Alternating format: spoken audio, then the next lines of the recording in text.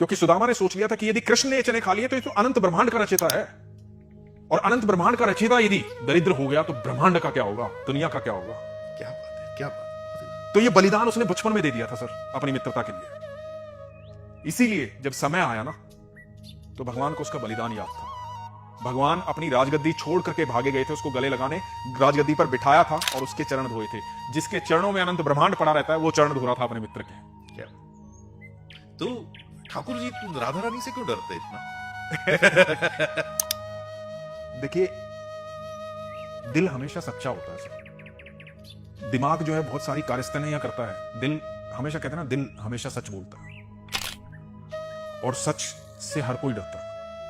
तो राधा रानी जो है वो ठाकुर जी का दिल है। इसलिए जब हम राधा रानी से बात कर रहे होते हैं ना तो ठाकुर जी के प्रेम भाव से बात कर रहे होते हैं, दिल से बात कर रहे होते हैं। यदि हम ठाकुर जी से बात करेंगे, ठाकुर जी से कोई प्रार्थना करेंगे ना, तो ठाकुर जी उस प्रार्थना को हो सकता है थोड़ा देरी से, आपको लगेगा देरी से सुन रहे हैं, क्योंकि ठाकुर जी भूत, वर्तमान और भविष्य सब जान करके फैसला लेंगे और फिर आपको वो देंगे। लेकिन राधा रानी दिल का मामला है, वो बिना सोचे आपको तुरंत। राधा जी बड़ी कमाल की शक्ति है। सर कारण बताता हूं मैं आपको। देखो, जब हम राधा रानी को बोलते हैं ना तो राधा रानी इतना सोचती नहीं है, कृष्ण सोचते हैं। क्योंकि कृष्ण ये सोचते हैं कि यदि मैं आज ये काम करूंगा तो इसका फ्यूचर क्या होगा, इसके परिणाम क्या होंगे। इसलिए वो कई बार अपने भक्त को देरी से जब व्यवस्थित हो जाता है सब, तब देते हैं। लेकिन राधा रानी कुछ सोचती नहीं, राधा रानी कर देती है। अब जब राधा रानी कर देती है तो उसको निपटाना कृष्ण को ही पड़ता है कि उसको कैसे समेटना, वो कृष्ण दिमाग लगाते हैं। तो इसलिए राधा रानी जल्दी सुनती है। इतना अद्भुत प्रेम है और रहेगा अनंत काल तक। आप सोचिए, राधा रानी भगवान श्री कृष्ण से पहले धरती पर आई और तब तक आंखें नहीं खोली। वृषभानु जी को लगा कि मेरी बेटी जो है वो देख नहीं पाएगी, क्योंकि आंखें खुली नहीं थी। तो जब नंद बाबा के यहाँ उत्सव में लेकर गए, जब कृष्ण पैदा हुए थे, तो कृष्ण के लिए उत्सव मनाया जा रहा था। जब राधा रानी को वहां लेकर गए और जब कृष्ण अपने घुटनों के बल चलते चलते राधा के पास पहुंचे, जब पहली बार राधा ने आंख खोली थी, क्योंकि राधा रानी ने बैकुंठ में भगवान को ये बोला था कि जब तक तुम नहीं आ जाओगे ना तब तक नेत्र नहीं खोलूंगी, सबसे पहले तुम्हें देखना है मुझे।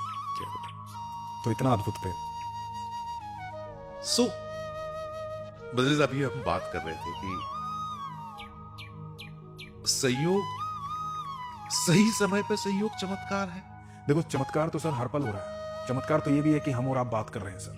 जो सांसें चल रही चमत्कार है। क्या ये चमत्कार नहीं है सर? हम 6 घंटे की, 7 घंटे की, 8 घंटे की निंद्रा लेकर के एकदम सुप्त अवस्था में, हमें भरोसा भी नहीं होता कि हमारा शरीर पड़ा हुआ है, कहां पड़ा हुआ है।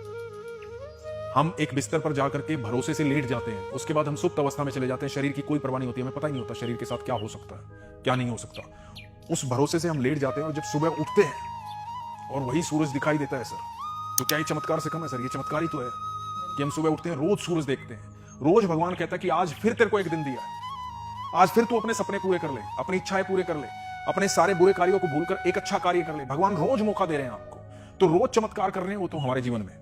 सर चमत्कार खत्म कब होता है? चमत्कार तब खत्म होता है जब आपकी सांसें चली जाती हैं, क्योंकि कृष्ण भीतर से चले जाते हैं। और जैसे ही वो चमत्कार खत्म होता है ना सर, तो आपको कोई कितना भी प्रेम करे, वो तुरंत सबसे पहला वाक्य ये बोलता है कि जल्दी जल्दी देख लो भाई, अंतिम संस्कार करो, चलो।